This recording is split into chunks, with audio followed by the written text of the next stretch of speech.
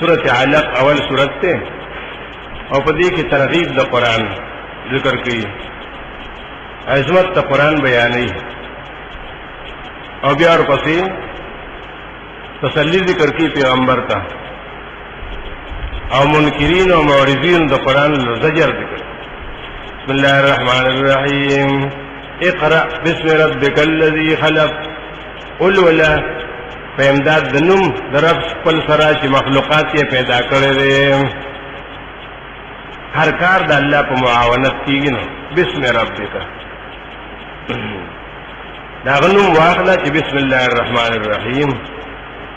خلق الانسان من علق، پیدا کړی د انسان دا غوینه جام شوی نه. قل ولا وربک الاکرم، او رب تعالی عزتمن کی. دو دلې ذکر وي، یو عمل شو او بل داغي بدل شو، چې تقول ولې نو الله بدل عزت درکې. الذي علم بالقلم، هغه ذات ته چې تعلیم یې ورکړ انسان لرا دو قسمه، کله په واسطه د قلم سره او کله بغیر د قلم نه. نو نور مخلوق بالقلم دی، او رسول الله صلی الله علیه وسلم بغیر قلم.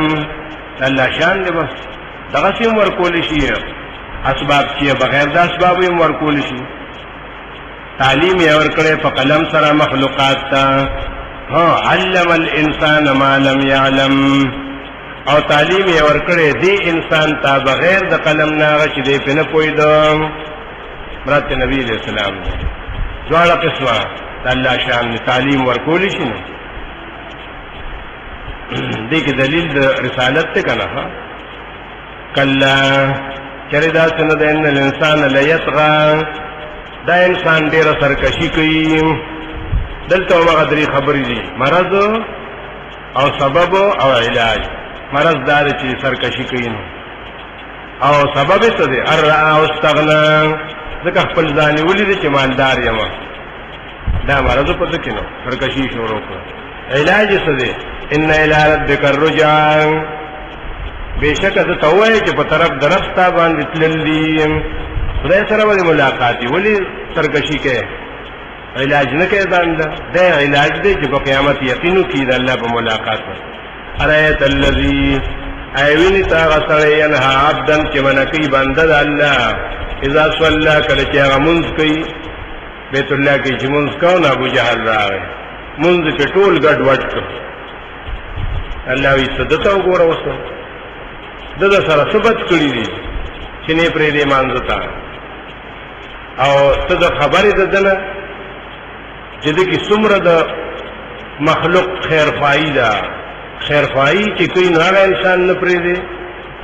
هغه دا ده ارایت ان کان علی الهدى او امر بالتقوى، خبر را کما تا چې چردا زما بندا په هدایت باندې او خلق ته هم د دې هدایت وینا کوي. څومره لوی خیر لټي مخلوق اترازي او دې باندې ته نه پرېږدي. او ته څنګه تو وای کنه ته کې خیرخواهی شته ده، تا کې څه کمال او صفات شته ده، ستانه خلق ته نفرسي. ارایتا خبر را کین کذب و تولا، کدا سره تکذیب کوي د حق او مخړی د حق نه، دې په خپل داسې ده.